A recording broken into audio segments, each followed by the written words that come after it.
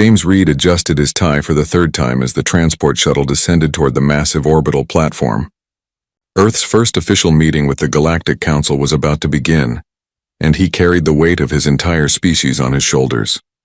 Beside him, a sturdy metal carrier rattled slightly. Inside, Brutus scratched at the ventilation holes with typical impatience. "You need to behave today," James whispered to the carrier. A low grunt was the only response. He should have left the honey badger on Earth, but his therapist had been clear. After the Mars colony incident, James needed his emotional support animal present during high-stress situations. The council had approved the request without asking what kind of animal it was. The shuttle doors opened with a hiss. 3 towering aliens waited in the docking bay. The nearest one had scales like polished obsidian and stood at least 9 feet tall. Its yellow eyes narrowed as it spotted James. "Human diplomat," the creature rumbled. "I am Scar of the Draken Imperium. Your species arrives late to the galactic stage." James extended his hand, remembering his briefing about human gestures. "James Reed. Earth is honored to be considered for council membership." Scar ignored the offered hand. "We shall see if your kind possesses the strength to stand among true civilizations." The alien turned and began walking toward the massive archway leading deeper into the station. "Follow." The corridor stretched for what felt like miles. Every surface gleamed with technology James could barely comprehend. Other aliens passed by, each one stranger than the last. Some floated. Others skittered on multiple legs. A few appeared to be made of crystalline structures that chimed softly as they moved. Brutus growled from inside the carrier. "Not now," James muttered. They entered a vast chamber where dozens of aliens sat in tiered seating arranged in a circle. At the center stood a podium crafted from what looked like living coral. An insectoid being with compound eyes and 4 arms gestured toward James from the highest seat. "Human representative," the being clicked and chittered. A device on its thorax translated the sounds into something James could understand. "I am High Chancellor Voren. You stand before the assembled species of the Galactic Council. Present your case for membership." James set the carrier down beside the podium and pulled out his datapad. "Thank you, Chancellor. Earth brings unique perspectives and resources to the Council. Our species has overcome tremendous challenges to reach the stars. We believe in cooperation, peace, and mutual benefit among all civilizations." Scar's laughter echoed through the chamber. "Soft words from a soft species. You have no great warriors. Your ships are primitive. Your worlds are few. What could you possibly offer us?" "Wisdom," James replied calmly. "Adaptability. A proven track record of resolving conflicts through diplomacy." "Weakness," Scar spat. Several other council members shifted in their seats. "The galaxy has no place for species that cannot defend themselves." The carrier rattled violently. James glanced down with growing concern. Brutus didn't like loud noises or aggressive posturing. "If I could just continue my presentation." "There is nothing to present," Scar interrupted. "Look at you, small, fragile. You even require artificial supports for your weak body." The Draken gestured at James's tie. "Decorative fabric to hide your vulnerability." The carrier's latch clicked open. James dove for it, but he was too slow. Brutus emerged like a furry missile, his black and white coat bristling with aggression. The honey badger's small eyes locked onto the refreshment table set up along the chamber's eastern wall. Without hesitation, he charged. "Brutus, no!" James shouted. The honey badger reached the table and began destroying everything in reach. Crystal decanters shattered. Exotic fruits from a dozen worlds flew through the air. Brutus climbed onto the table and thrust his face into a bowl of what looked like glowing pudding. High Chancellor Voren rose from his seat. "What is the meaning of this? Remove that creature immediately." "I'm trying," James said, running toward the table. Brutus saw him coming and grabbed an entire platter of something that smelled like rotting fish. The honey badger dropped to the floor and scurried away with his prize. A door at the far end of the chamber burst open. 12 soldiers in heavy armor rushed in, weapons drawn. They were Kryn warriors, James recognized from his briefing, considered the finest security force in known space. Each stood 7 feet tall with 4 arms and legs built like tree trunks. "Secure the creature," their captain barked. The soldiers formed a perimeter around Brutus, who had stopped to devour the fish platter. Energy nets deployed from their weapons. The first net sailed through the air and landed perfectly over the honey badger. Brutus looked up, fish juice dripping from his snout. He grabbed the energy net with his teeth and tore it. Apart, the soldiers stared, full. Containment protocol, the captain ordered. What followed would be analyzed and studied by military strategists for years to come. Brutus moved with absolute fearlessness, treating the armored warriors as minor obstacles between him and more food. When they tried to grab him, he bit through their gloves. When they surrounded him, he went low and attacked their knees. When they deployed stun weapons, he shrugged off the electricity and bit the weapons themselves. One soldier made the mistake of trying to pin Brutus with his full weight. The honey badger twisted in a way that defied anatomy and latched onto the soldier's faceplate, clawing at the protective visor until cracks appeared. 3 minutes after the engagement began, all 12 Kryn soldiers lay groaning on the floor. Some clutched bitten hands, others held damaged armor. Their captain's helmet had been completely removed and thrown across the chamber. Brutus sat in the middle of the carnage, eating a blue fruit he'd retrieved from the wreckage of the refreshment table. The council chamber had gone completely silent. James approached slowly, hands outstretched. "Brutus, come here, boy." The honey badger looked at him, seemed to consider the request, then grabbed 3 more fruits and ran. He squeezed through a ventilation grate near the floor and disappeared. High Chancellor Vorin's voice trembled slightly. What was that creature?" "A honey badger," James said weakly. "From Earth. They're persistent." Scar had retreated to the back of his seating area. "That is a bioweapon. You brought a bioweapon to the council. He's an emotional support animal. Your species keep such beasts as companions?" Another council member, a being that resembled a floating jellyfish, pulsed with alarmed colors. What kind of death world produced that monster? "Brutus isn't a monster. He's just a little aggressive when he's hungry." High Chancellor Vorin pointed one of his 4 arms at James. "You will retrieve your creature immediately and remove it from this station. The council cannot deliberate with such danger present." "Of course, Chancellor. I just need to—" An alarm blared throughout the chamber. Red lights flashed along every wall. A holographic display appeared above the central podium, showing a schematic of the station's ventilation system. A small heat signature moved rapidly through the ducts, heading deeper into the facility. "Lock down all sections," Vorin commanded. "No one enters or leaves this station until the creature is contained." James pulled out his communicator. "This is really bad timing, but I should mention something about honey badgers." "What?" Scar demanded. "They can fit through any space their head can fit through, and they're excellent climbers. And they have no natural predators because nothing wants to deal with them, and they've been known to fight off lions, hyenas, and leopards without backing down." The council stared at him. "Also," James added quietly, "they can survive cobra venom and bee stings that would kill most creatures. They're kind of hard to stop once they've decided to do something." High Chancellor Vorin's compound eyes seemed to lose focus. "You're telling us that Earth, a world-seeking council membership, naturally produces creatures of this caliber?" "Well, yes, but Brutus is actually pretty small compared to—" Out. Vorin's translator barely kept up with the volume. "Take your vessel and remove yourself from this station. Humanity's application is hereby suspended pending a full investigation of your world's biosphere." James gathered his datapad and the empty carrier. Around him, medical teams rushed in to treat the wounded Kryn soldiers. Scar watched from a distance, his predatory confidence replaced with something that looked almost like respect. As James walked back toward the docking bay, another alarm sounded. The holographic display updated. Brutus had reached the exotic animal reserve on the station's lower levels, and somehow opened the containment field holding a void serpent, a creature considered one of the galaxy's most dangerous organisms. Security footage showed the serpent fleeing in terror as Brutus chased it, apparently angry that it wasn't edible. James Reed, Earth's first diplomat to the stars, wondered if humanity would ever be invited back. The emergency lockdown transformed the orbital station into a fortress. Blast doors sealed every major section.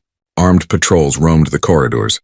High Chancellor Vorin had declared the honey badger a Class 7 threat, the highest rating possible for a biological entity. Across the council chamber, representatives from 47 different species argued about what to do next. James sat in a holding room under guard, watching the chaos unfold through a security monitor. His communicator had been confiscated. His transport shuttle had been locked down. 2 Kryn soldiers stood at the door, eyeing him like he might transform into something equally dangerous. "I could help find him," James offered for the 10th time. The guard said nothing, On the monitor, another report came through. Brutus had been spotted in the exotic animal reserve, which housed the galaxy's most fearsome creatures. The reserve existed as proof of the Council's power over nature itself. Beings from across known space could visit and observe predators safely contained behind energy fields. The void serpent had been the crown jewel of the collection. 20 feet long with scales that absorbed light itself, the serpent could survive in the vacuum of space and possessed venom that dissolved molecular bonds. It had been captured after a 3-year military campaign. Security footage showed Brutus approaching the serpent's containment field. The honey badger sniffed at the energy barrier, scratched it experimentally, then bit the control panel mounted on the nearby wall. Sparks flew. The barrier flickered and died. The void serpent emerged from its enclosure with a hiss that made the audio equipment crackle. It reared up, displaying fangs the length of daggers. Brutus looked up at the creature, made a huffing sound that might have been annoyance, and charged. What followed made no sense by any conventional understanding of predator behavior. The serpent tried to strike. Brutus dodged and bit its tail. The serpent coiled, attempting to constrict. Brutus wriggled free and went for the head. Venom splashed across the honey badger's fur. Brutus shook himself and kept attacking. The void serpent, apex predator of 3 star systems, broke off the engagement and fled into the ventilation system. Brutus chased it for approximately 30 seconds before getting distracted by a food dispenser, meant for the reserve's herbivores. In the council chamber, someone fainted. High Chancellor Varin called an emergency session. We must consider the possibility that this creature is not merely an animal. It may be a weapon designed to look harmless. The human claimed it was for emotional support, a council member noted. The being resembled a collection of floating crystals that chimed when it spoke. What kind of species requires such dangerous support? James's guard received a communication. One of them looked at James with what might have been fear. You're being summoned to the council chamber. They escorted him through corridors now filled with barricades and weapons emplacements. Scientists had set up monitoring stations at every major intersection, tracking Brutus's heat signature as it moved through the station's infrastructure. The honey badger seemed to be following food sources with single-minded determination. James entered the chamber to find every council member staring at him. Explain your world, High Chancellor Varin said without preamble. The creature you brought here, this honey badger. What is its place in Earth's ecosystem? James cleared his throat. Brutus is a honey badger. They're native to Africa and parts of Asia. They're omnivores, very adaptable, and yes, quite aggressive when threatened or hungry. Its combat capabilities are extraordinary, Scar said from his seat. The Draken warrior had bandaged one of his arms. I have studied warfare for 3 centuries. I have never seen such relentless ferocity in a creature that size. They're known for that, James admitted. Honey badgers have very thick skin and high pain tolerance. They're resistant to most venoms. They're also incredibly stubborn. A jellyfish-like being pulsed nervous colors. You said it is an omnivore. Does this mean it is not even a true predator? Well, no. Honey badgers eat plants, insects, small animals, whatever they can find. They're opportunistic. The chamber erupted in confused chittering and clicking. A council member who resembled a mobile plant spoke through its translator. If this is not a specialized predator, then what are Earth's actual apex species? James hesitated. That depends on the ecosystem. We have polar bears in the Arctic, great white sharks in the oceans, saltwater crocodiles in tropical regions, lions and leopards in Africa. Stop. Varin held up one of his 4 arms. You are describing multiple apex predators in a single world? Earth has diverse biomes. Each one has different dominant species. Scar leaned forward. How does your species survive among such creatures? We're intelligent. We use tools. We build shelters. Humans are actually pretty good at adapting to different environments. The honey badger defeated 12 Kryn warriors, the jellyfish being said. Where does it rank among Earth's dangerous fauna? James did some quick mental calculations. Maybe middle tier? They're tough, but they're not the biggest or strongest. A lion would kill a honey badger in a straight fight. So would a leopard, probably. And they're nowhere near the size of elephants or hippos or... What is a hippo? Varin interrupted. Hippopotamus. Large herbivore, semi-aquatic, extremely territorial. They kill more people in Africa than lions do. Dead silence filled the chamber. Your herbivores, Scar said slowly, are more dangerous than your predators? Some of them. Hippos are aggressive. Cape buffalo are mean. Elephants are usually peaceful, but they're huge and smart, and they have excellent memories. You don't want to make an elephant angry. A new alarm blared. The holographic display updated. Brutus had reached the station's central armory. Security teams converged on the location, moving with obvious reluctance. 3 hunter teams will be deployed, Voron announced. The Nask Trackers, the Vren Pack, and the Shadow Collective. Each represents the finest hunting traditions of their respective species. They will capture this creature using non-lethal methods. I really think I should, James began. You will remain here under guard, Voron said firmly. Your role in this incident will be investigated once the creature is secured.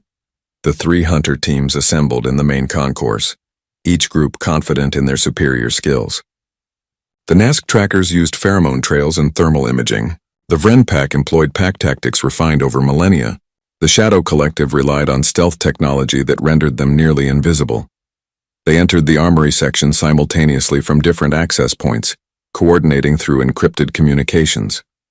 Brutus had torn through a locked munitions crate, not because he wanted the weapons inside, but because food supplies had been stored in the maintenance room directly behind it. The honey badger sat among scattered ammunition, eating freeze-dried rations meant for emergency situations. The Nask Trackers deployed first, releasing a sedative gas into the area. Brutus sneezed, shook his head, and continued eating. The gas had no apparent effect. The Vren Pack tried encirclement, moving in coordinated patterns designed to confuse and overwhelm prey.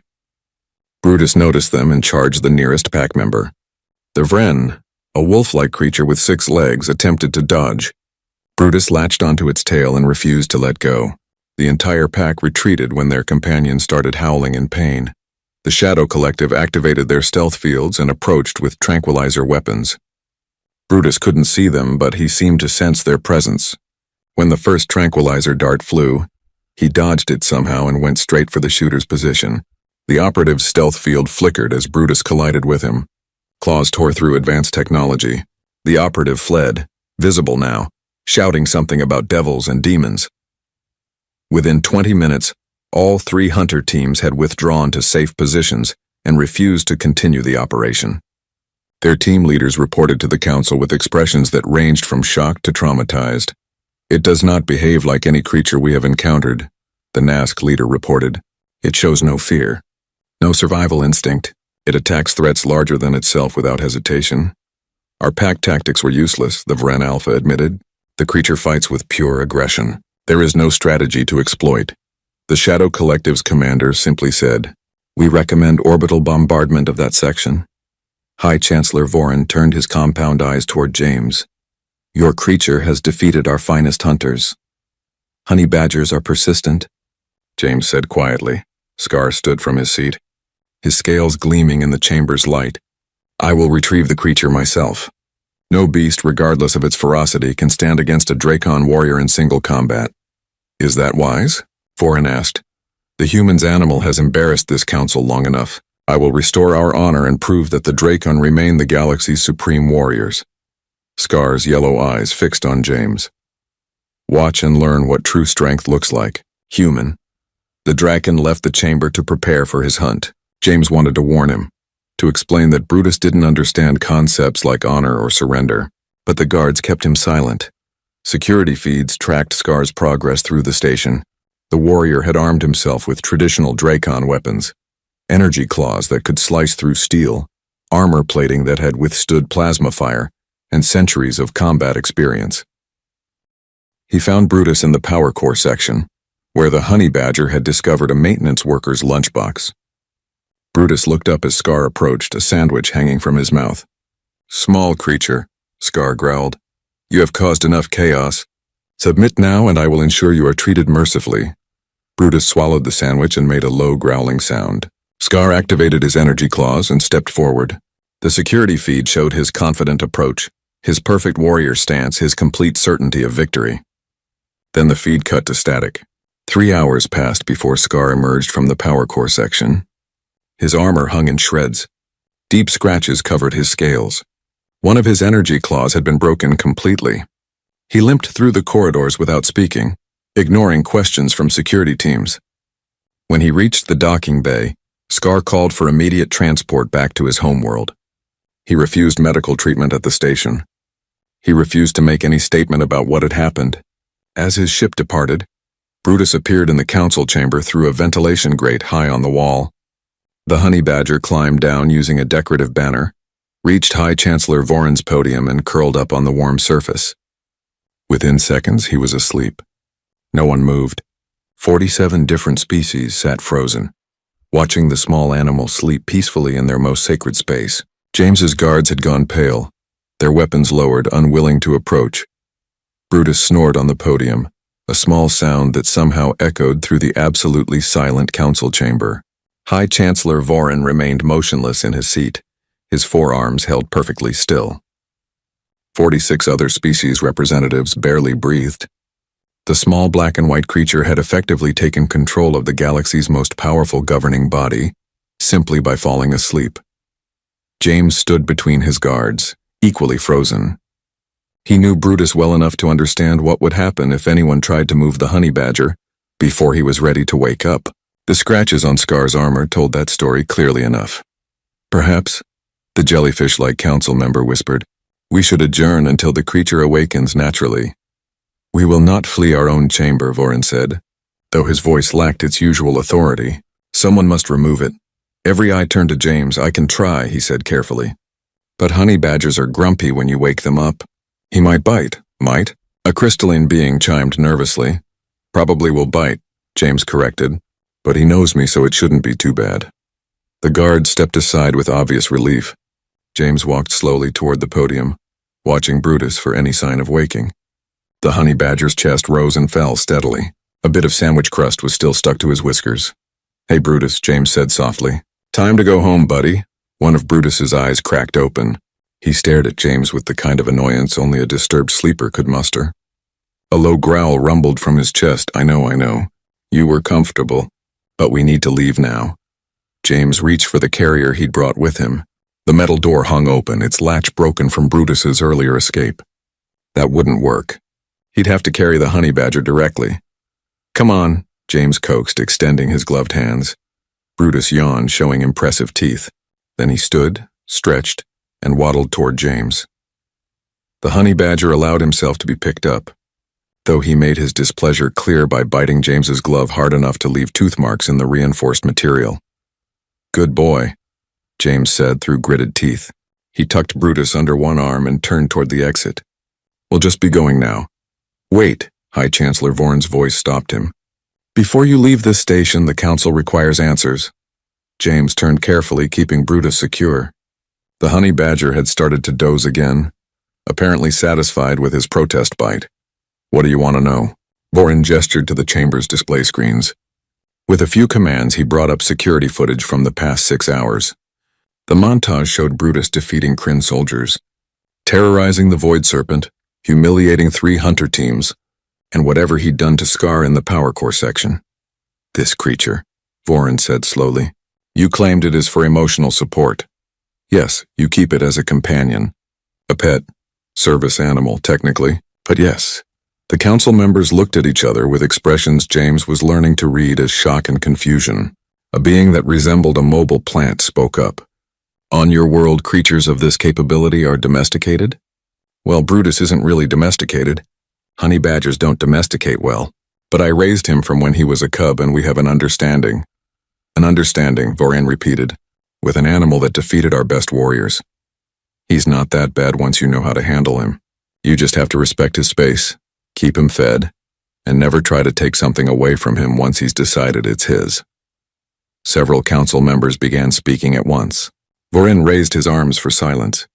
The council has been researching your planet's biosphere. While this incident unfolded, we have discovered disturbing information.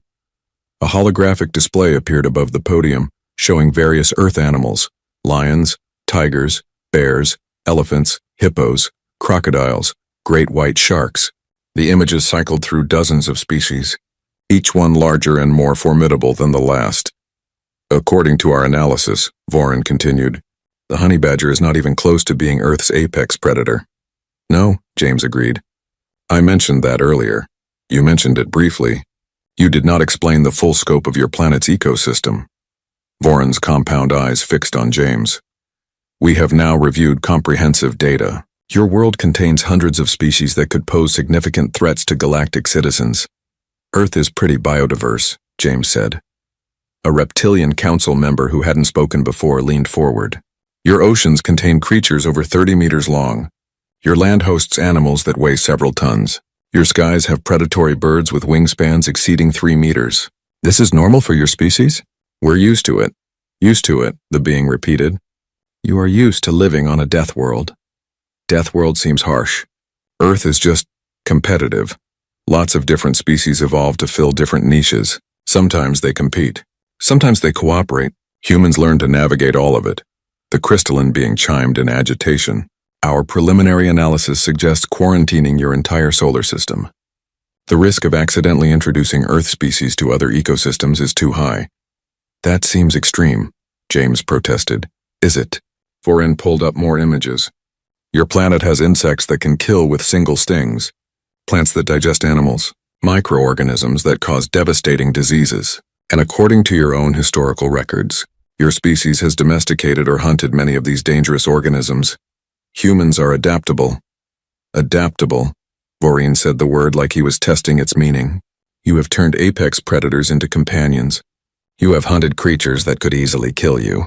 You have survived in every climate on your world, from frozen wastelands to burning deserts. That's what intelligence does. We use tools, build shelters, work together. It's not that impressive. Not impressive. The jellyfish being pulsed red. You carried a honey badger onto this station in a metal box. You handled it with your bare hands. You showed no fear whatsoever. He's my emotional support animal. Of course I'm not afraid of him. The council chamber erupted in debate. Some species argued for immediate rejection of Earth's application. Others suggested strict quarantine protocols. A few proposed studying humanity more carefully before making any decisions. Brutus woke up and growled at the noise. Silence, Voron commanded. The chamber quieted instantly. James, read of Earth, the council must deliberate on this matter. You will be confined to guest quarters while we reach a decision. Your creature will remain with you as no one else is willing to handle it. Fair enough, James said. The guards escorted him to a small suite on the station's residential level. The room had a bed, a refreshment station, and a communication terminal with limited access. James set Brutus down and checked the terminal for messages. 36 requests for interviews awaited him.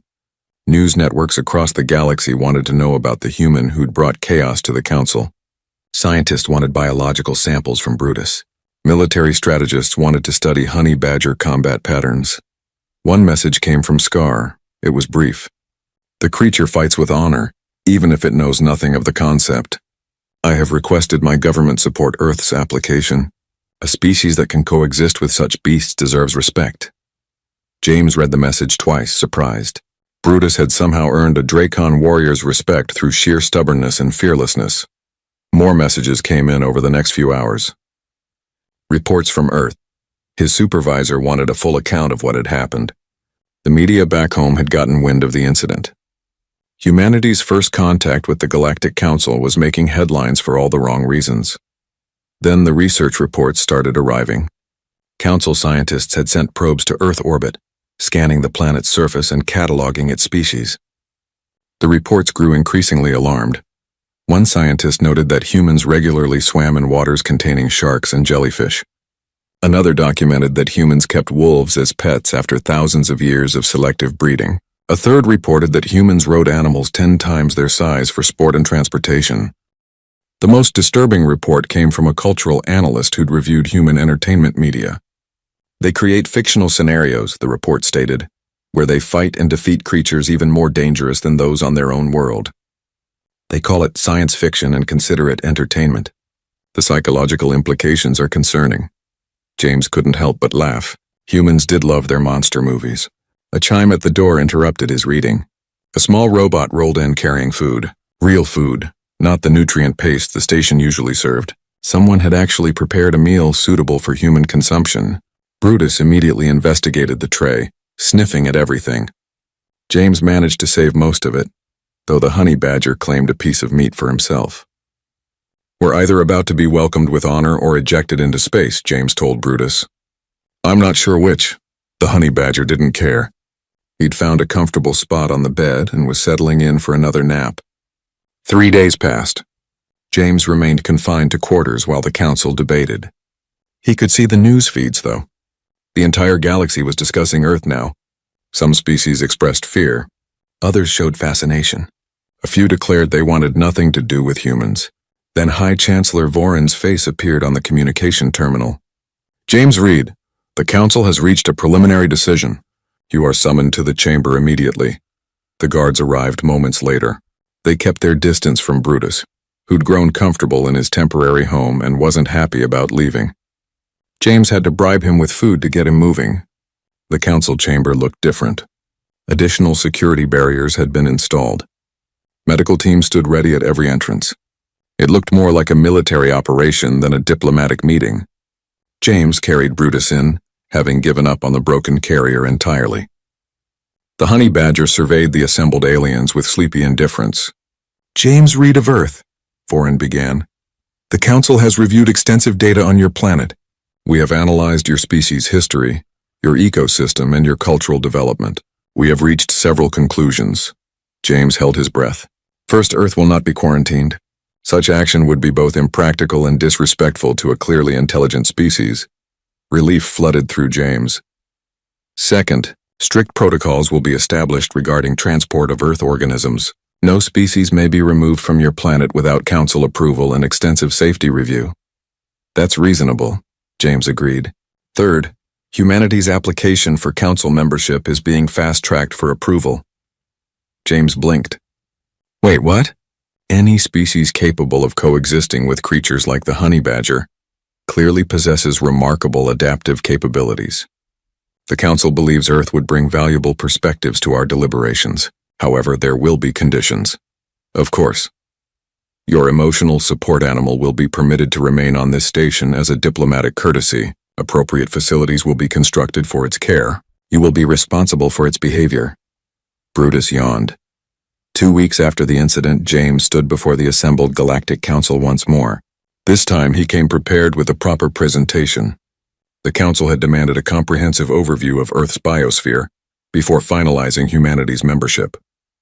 Brutus sat in a specially constructed enclosure near the podium, watching the proceedings while chewing on a reinforced toy. The enclosure had cost more than a small spacecraft.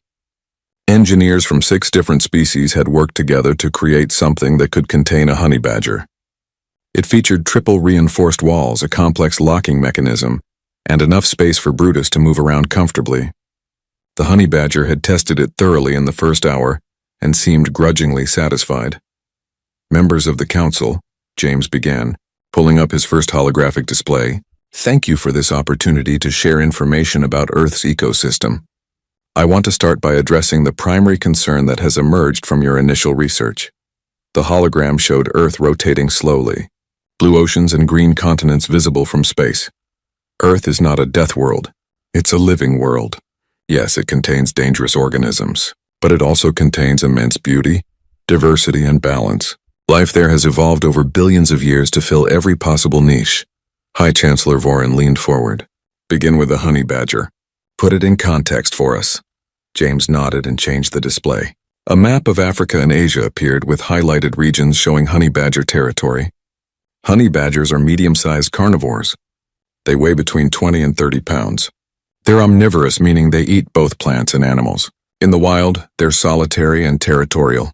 Their combat capabilities? Scar asked from his seat.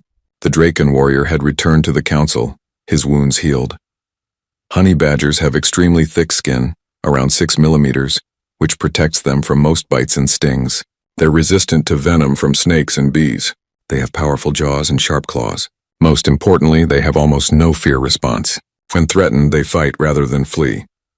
James pulled up video footage from Earth. The council watched as a honey badger confronted a lion 3 times its size. The lion eventually walked away. In Earth's ecosystem, James continued, honey badgers are successful because of their aggression and durability, not because they're apex predators. They occupy a middle tier. Many animals could kill them, but most choose not to because the fight isn't worth the injury. Show us the apex predators, the crystalline being requested. The display changed to show a polar bear. The massive white creature stood on its hind legs, towering over a human researcher in the background. Polar bears, James explained, the largest land carnivores on Earth. Males can weigh over 1,500 pounds. They hunt seals on Arctic ice and can swim for days at a time. Their bite force exceeds 1,200 pounds per square inch.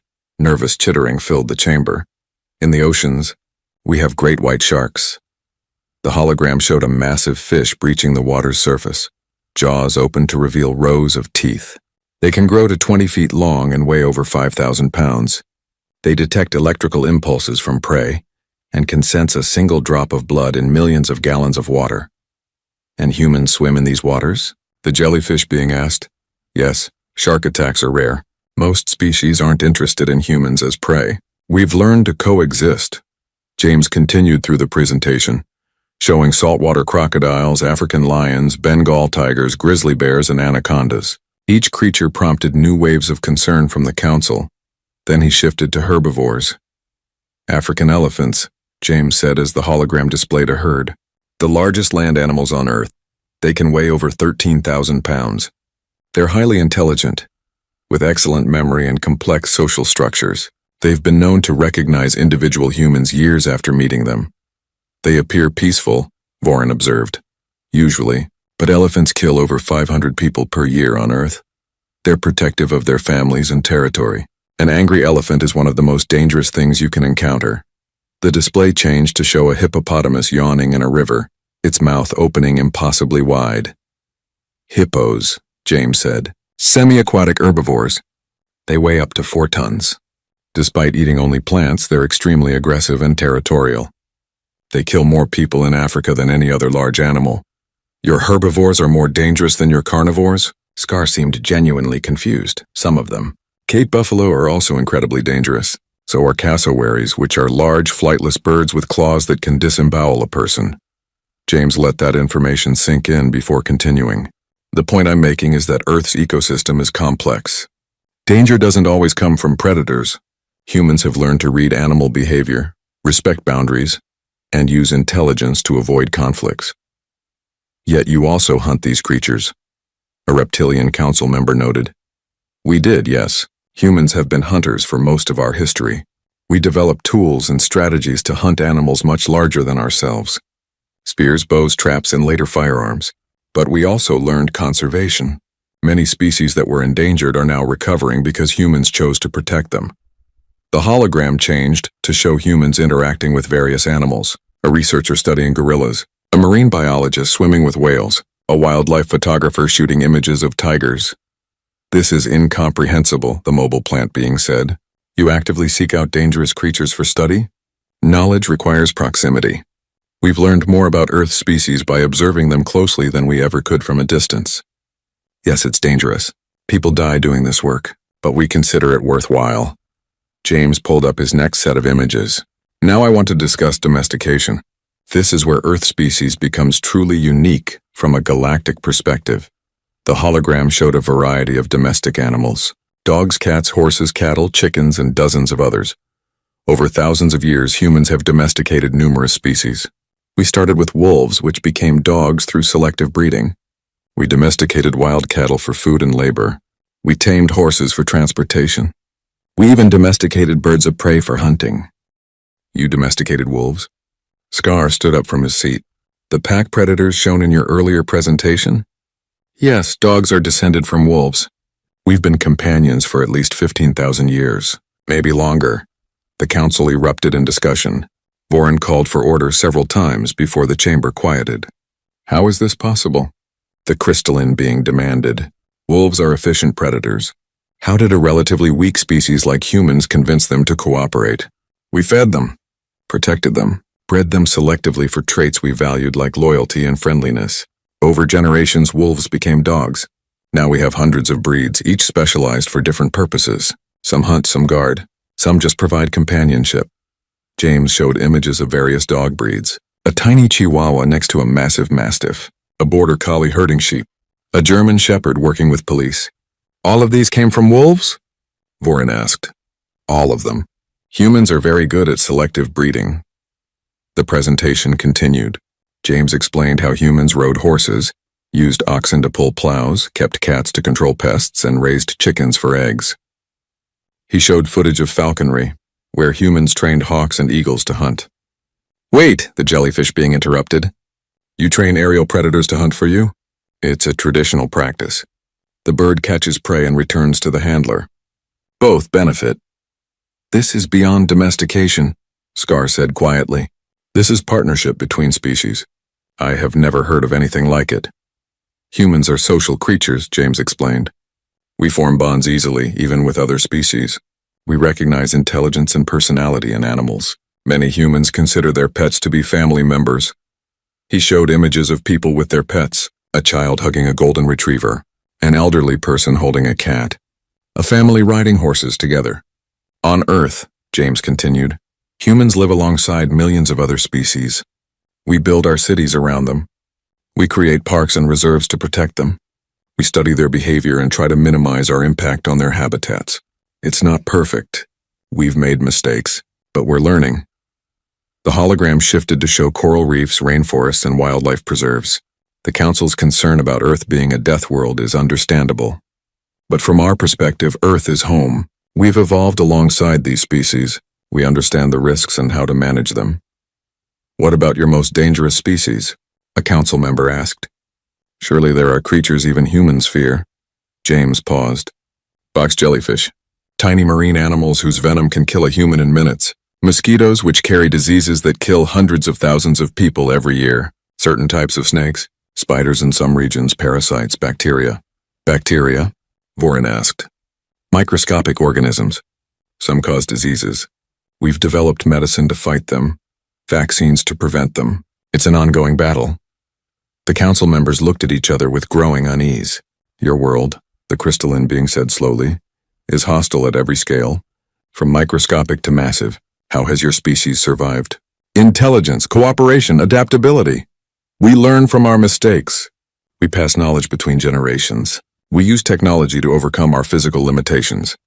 James pulled up his final image, a group of humans from different cultures standing together, smiling. Humans aren't the strongest species on Earth.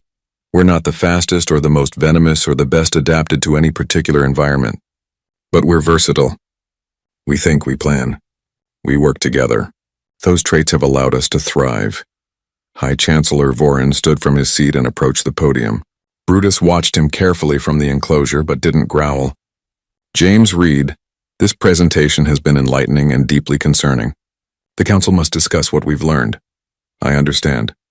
Before we adjourn, one question. You mentioned that humans keep honey badgers as emotional support animals. Why would anyone choose such a creature for comfort? James looked at Brutus, who had curled up for a nap. Brutus doesn't judge me. He doesn't care about my failures or my fears. He's authentic. When he's happy to see me, it's real. When he's annoyed, it's honest. In a complicated galaxy, there's something comforting about that simplicity. Vorin's compound eyes studied James for a long moment. You are a strange species, human. We get that a lot. The council dismissed James but requested he remain available for follow-up questions. Over the next several days, scientists from dozens of species contacted him with inquiries.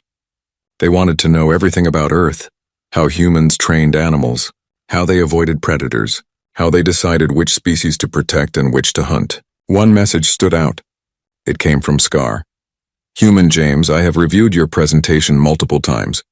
I believe I understand now. Your species does not conquer nature. You join it. You find your place within it. This is not weakness. This is wisdom.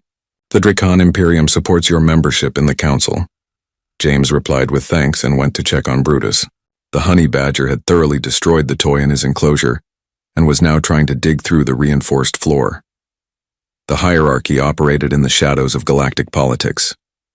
While the council debated peaceful cooperation, the hierarchy pursued power through military strength and technological advantage.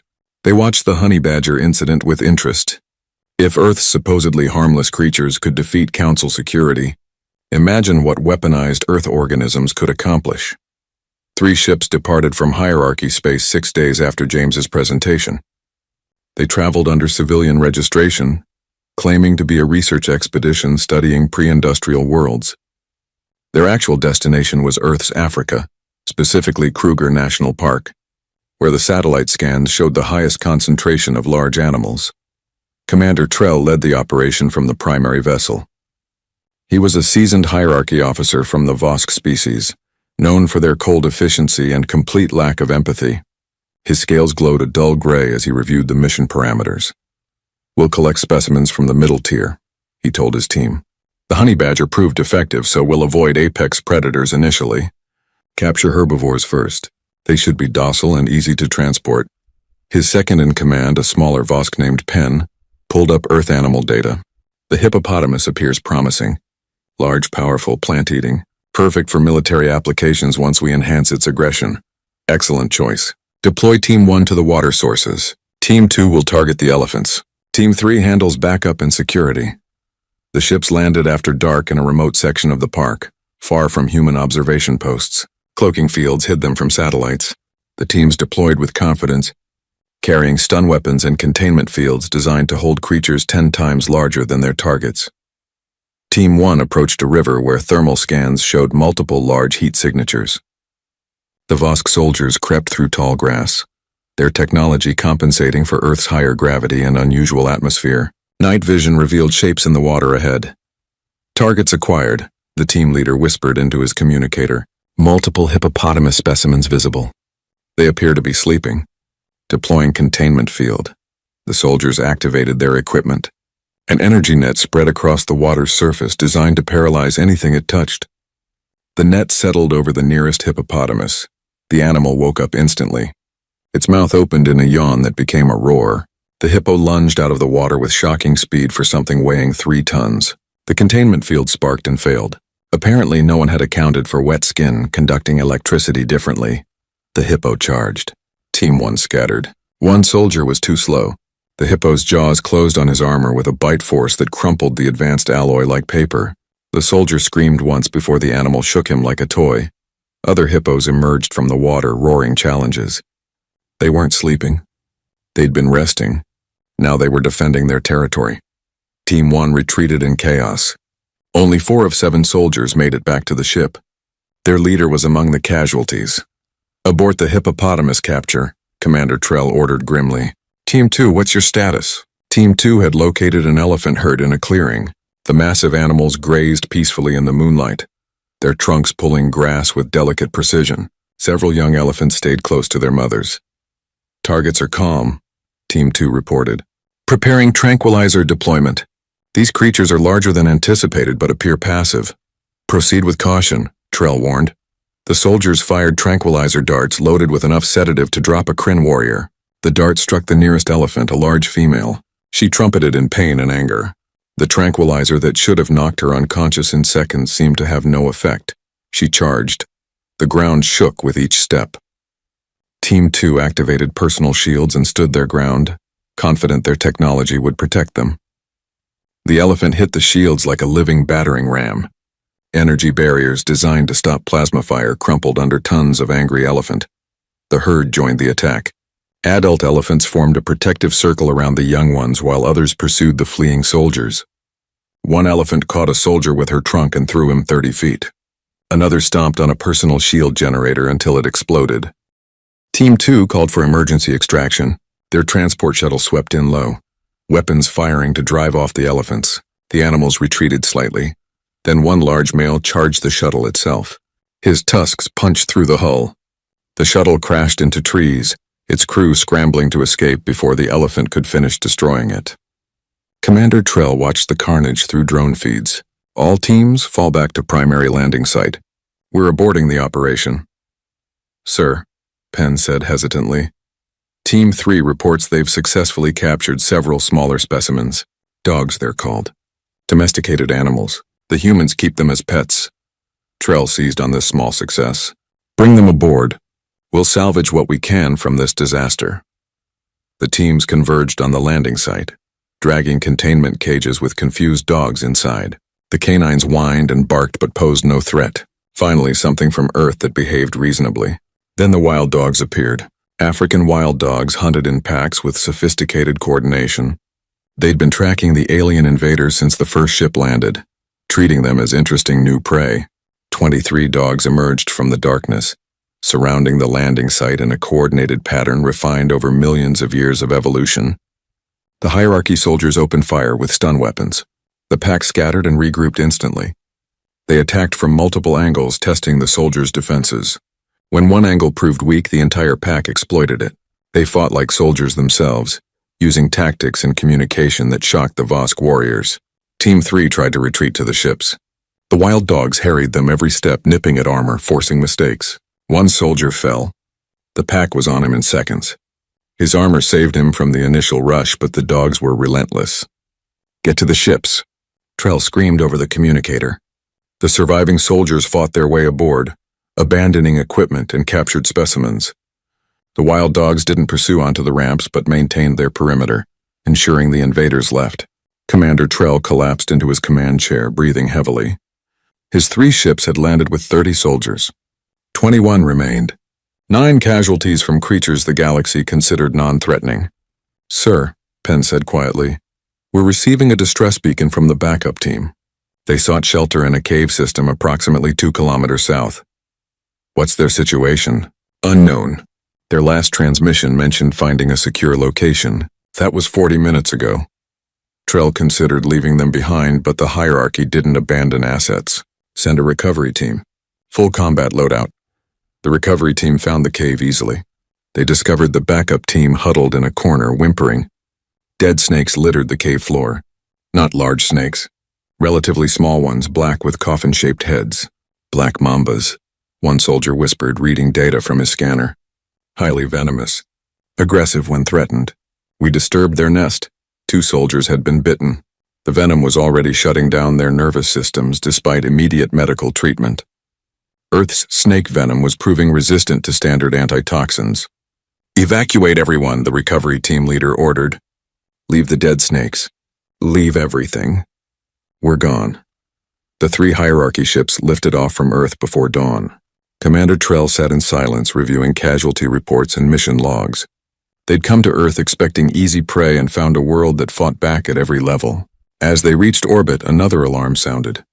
An Earth defense satellite had detected their presence. Human military forces were scrambling fighters. The hierarchy ships activated their faster-than-light drives and fled before the humans could investigate. High Chancellor Vorin received the report 3 days later. A hierarchy operation on Earth had failed catastrophically. The message included mission logs, casualty reports, and desperate warnings about Earth's biosphere. "This is disturbing," Vorin told the Council. "The hierarchy attempted to weaponize Earth creatures." "They failed," Scar noted with satisfaction. "Earth defended itself. We must inform the humans," the jellyfish being pulsed. "They have a right to know their world was violated." James was summoned to an emergency council session. He arrived with Brutus, who'd become a regular fixture in the chamber. The honey badger had his own small platform near the podium now, complete with comfortable bedding and a steady supply of snacks. "James Reed," Vorin began, "we have difficult news. The hierarchy, a militant faction outside council authority, attempted to capture specimens from Earth. The operation failed with significant casualties." James felt his blood run cold. "They landed on Earth?" "When? Where?" "6 days ago. Kruger National Park. Your wildlife killed or injured 9 soldiers before they retreated." "Kruger?" James thought about the location. "What did they encounter?" Vorin played the mission logs. James watched footage of hippos attacking Team 1, elephants destroying Team 2, wild dogs coordinating against Team 3, the black mambas in the cave. "They thought they could just take animals?" James said in disbelief. "Without understanding the ecosystem? Without any preparation? They believed Earth creatures would be easily controlled," Scar said. "They learned otherwise." "The hippos alone."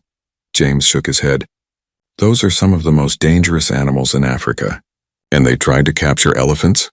Elephants are intelligent. They communicate. They remember. You can't just attack an elephant herd without consequences. The Council must respond to this violation," Vorin declared.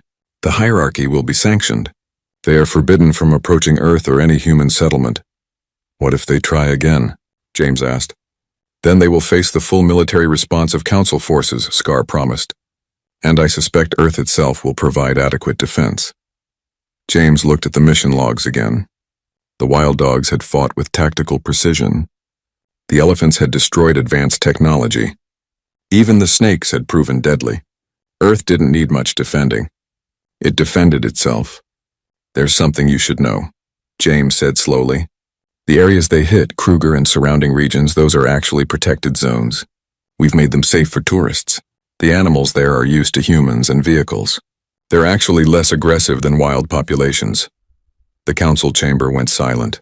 "You're saying," Vorin began carefully, "that these creatures were the calm ones?" "Relatively speaking. Wild elephants in unprotected areas are more dangerous. Hippos in isolated rivers are more territorial, and the black mambas in remote regions are even more aggressive." "Merciful stars," the crystalline being chimed weakly. James pulled out his communicator and sent a message to Earth. He needed to coordinate with the government about the hierarchy incident. He needed to ensure better monitoring of unauthorized landings, and he needed to warn them that Earth's wildlife had just become a galactic concern. The council scheduled a joint rescue operation. Some hierarchy soldiers were still alive but injured and stranded. Despite their crimes, the council felt obligated to retrieve them. James volunteered to accompany the mission along with Brutus. "You would help rescue those who tried to exploit your world?" Vorin asked. "They're hurt and scared," James replied. "Besides, someone needs to make sure the rescue team doesn't make the same mistakes." The rescue ships departed for Earth the following day, carrying council peacekeepers, medical personnel, and one human with a very determined honey badger. The rescue ships entered Earth's atmosphere with extreme caution. Council peacekeepers, veterans of countless operations across the galaxy, gripped their weapons nervously as the African savanna came into view below. They'd all reviewed the hierarchy mission logs. They knew what waited on the surface. James sat in the passenger section with Brutus in his lap. The honey badger seemed content, unbothered by the ship's descent. Around them, Kryn soldiers checked their armor repeatedly. A dragon warrior named Court sharpened his claws with ritualistic precision. Even Captain Rill, head of council security, looked tense. "We'll land near the last known position of the stranded soldiers," Rill announced. "Extract them quickly and depart. No engagement with local wildlife unless absolutely necessary." "They're not enemy combatants," James reminded everyone. "The animals are just living their lives." "We're the intruders." "Noted," Rill said, though his expression suggested he viewed anything that could kill 9 trained soldiers as a combatant. The ships landed in a clearing several kilometers from Kruger National Park. Sensors immediately detected multiple large heat signatures in the surrounding area. The peacekeepers deployed in tight formation, weapons ready. Brutus hopped down from James's arms and started sniffing around the landing site. Several soldiers tensed, remembering what the small Earth creature had done on the council station. "He's fine," James said. "Just exploring." The rescue team moved toward the stranded hierarchy soldiers' location. James walked in the middle of the formation, scanning the landscape with practiced eyes. He spotted elephant tracks, giraffe droppings, and evidence of a lion pride passing through recently. "We have movement," a scout reported. "Large quadruped, approximately 15 meters ahead." The peacekeepers formed a defensive circle. Through the tall grass emerged a giraffe, its long neck swaying as it walked. The animal paused to stare at the aliens with mild curiosity, then continued grazing on acacia leaves. "Stand down," James said. "That's a giraffe, herbivore, completely harmless unless you spook it." "It's massive," Court observed. "They can be 18 feet tall. Beautiful animals." The giraffe wandered away. The peacekeepers relaxed slightly and continued moving. Every sound made them jump. Birds calling overhead, insects buzzing in the grass, the distant roar of a lion claiming territory. They found the first stranded soldier near the river. The Vosk huddled behind a fallen tree, his armor dented and torn. His eyes widened when he saw the rescue team. "About time," he croaked. "Get me out of here." "Those things in the water, they're still watching." James looked at the river. Several hippo heads floated just above the surface, eyes tracking the newcomers. "Yeah, hippos are territorial. We need to move away from the water slowly. No sudden movements." The rescue team backed away carefully, supporting the injured soldier. The hippos watched but didn't pursue. Once the team reached safe distance, James exhaled. "That was terrifying," Captain Rill admitted. "That was them being calm," James replied. "If they'd wanted us gone, they would have charged." They found 3 more soldiers scattered across the area. Each one told similar stories of being chased, attacked, or cornered by animals they'd thought would be easy prey. One soldier had been trapped in a tree for 2 days while a leopard waited below. Another had been charged by a rhino and barely escaped. The final 2 soldiers were still in the cave with the black mambas. The rescue team approached cautiously, scanners detecting multiple snake heat signatures inside. "We need a snake expert," Rill said, looking at James. "I'm not a snake expert. I know enough not to mess with black mambas." "Then how do we retrieve the soldiers?"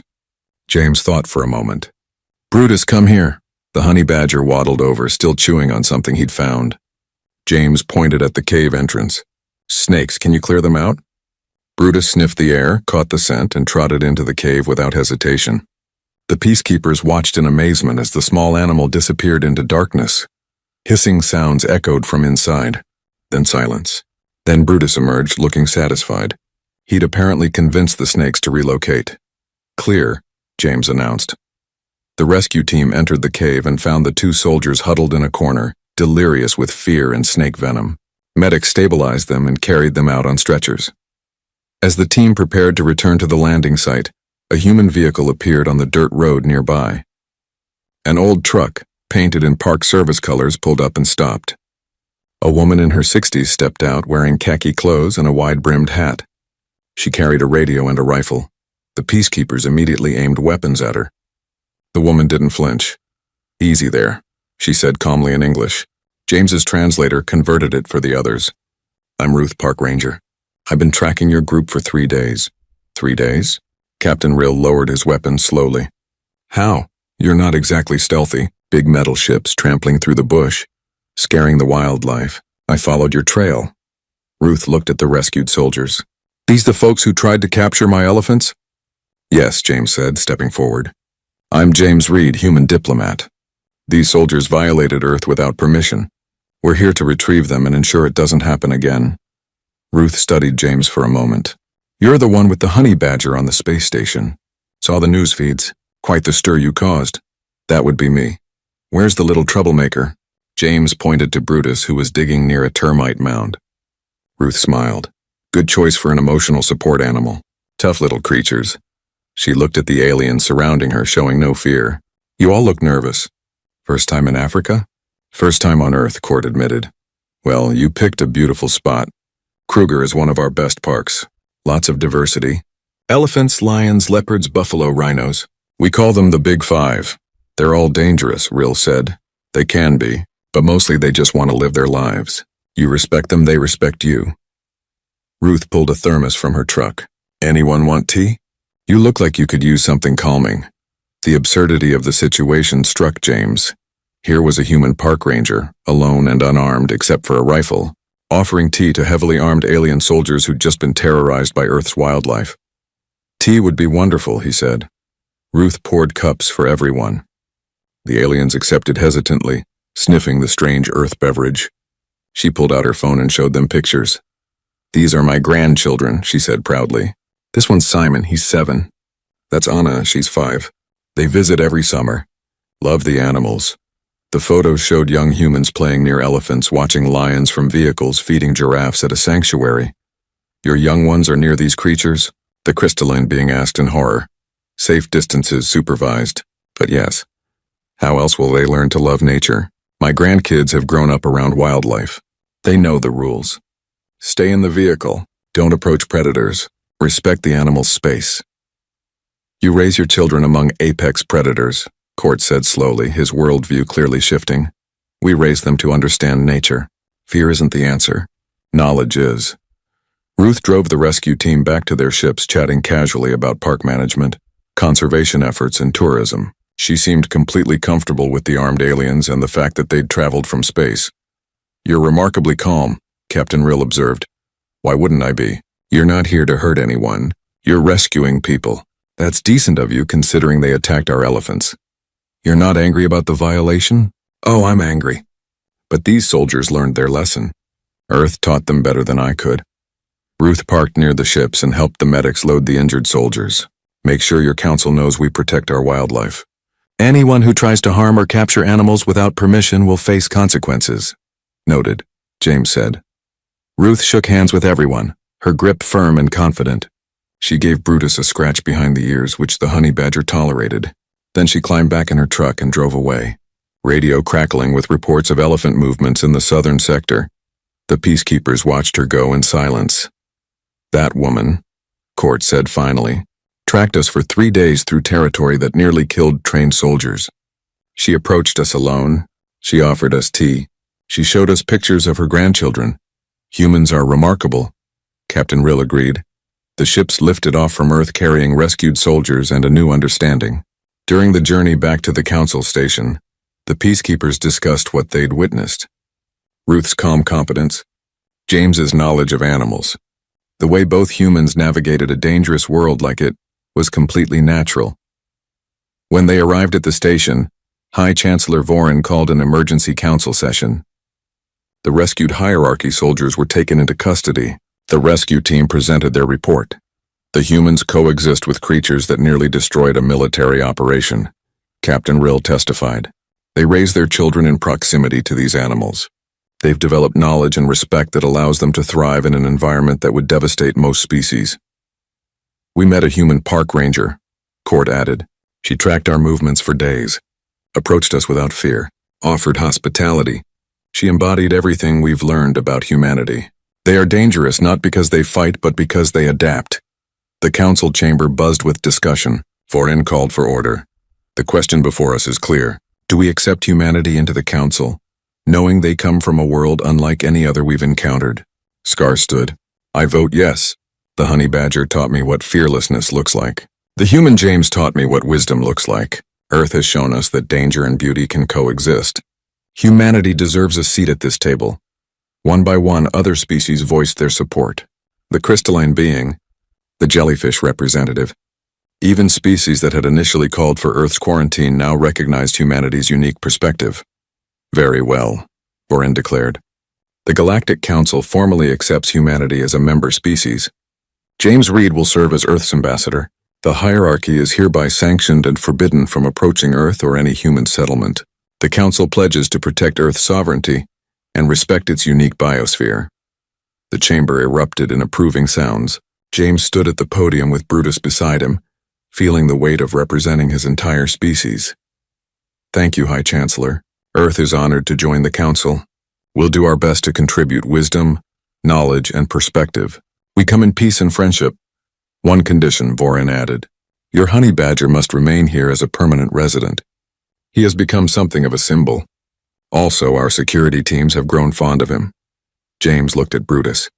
The honey badger had curled up on his platform and was already asleep. I think he'd like that. He seems comfortable here. Comfortable, Captain Rill muttered. That's one word for it. The council session ended with celebration. Messages of support poured in from across the galaxy. Earth's admission was historic.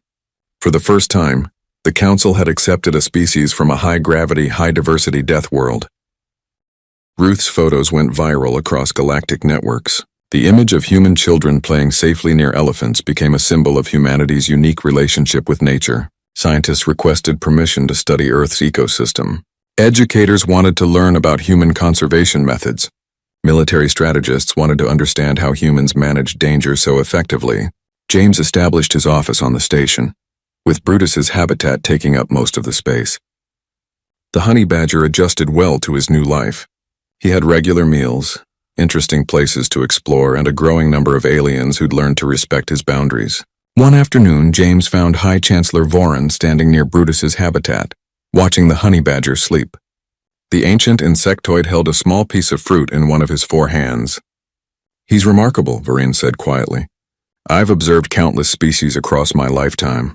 None have taught me humility quite like this small creature. He's just being himself, James replied. Exactly. That's what makes him remarkable. He doesn't pretend to be anything other than what he is, a honey badger. Stubborn, fearless, authentic. Vorin carefully placed the fruit near the habitat's entrance, keeping a safe 3 meters back. Your species shares that quality. You don't hide what you are. You're honest about your strengths and limitations. We learned that lesson the hard way. Humans spent a long time thinking we were separate from nature. Above it somehow. We're not. We're part of it. Understanding that changed everything. Brutus woke up, noticed the fruit, and waddled over to investigate. He grabbed it and returned to his sleeping spot without acknowledging Vorin's presence. The council has faced down empires, Vorin said. We've survived wars that lasted centuries. We've brokered peace between ancient enemies. But it took one human and his honey badger to teach us something new.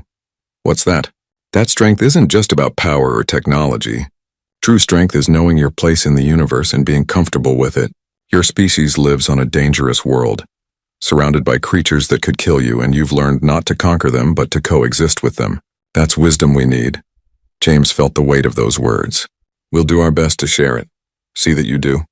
The galaxy is watching Earth now, not with fear but with respect and curiosity. Don't disappoint us. Vorin left the office, his footsteps clicking on the metal floor. James sat down at his desk and pulled up his messages. Requests for Earth's input on environmental policies. Invitations to speak at galactic universities. Questions about conservation and coexistence. Humanity had joined the galactic community not because they were the strongest or most advanced, but because they understood something fundamental that others had forgotten. Life was precious. Diversity was valuable. Coexistence was possible. Brutus finished his fruit and went back to sleep, completely unconcerned with galactic politics or the role he'd played in changing the course of history. He was just a honey badger doing honey badger things, and somehow that was exactly what the galaxy needed to see. The council had faced down empires, survived wars across millennia, and brokered peace between ancient enemies. But it took one human and his honey badger to teach them humility, to show them that the most dangerous creature in the galaxy wasn't necessarily the one with the biggest teeth or the strongest armor. Sometimes it was the one who simply refused to back down, who lived authentically, and who reminded everyone else what it meant to be truly alive. Earth's flag now hung in the council chamber alongside 47 others. Brutus slept peacefully on his platform nearby, and James Reed, ordinary human diplomat, began the work of representing a species that had survived and thrived on one of the galaxy's most remarkable worlds. The galaxy would never be quite the same.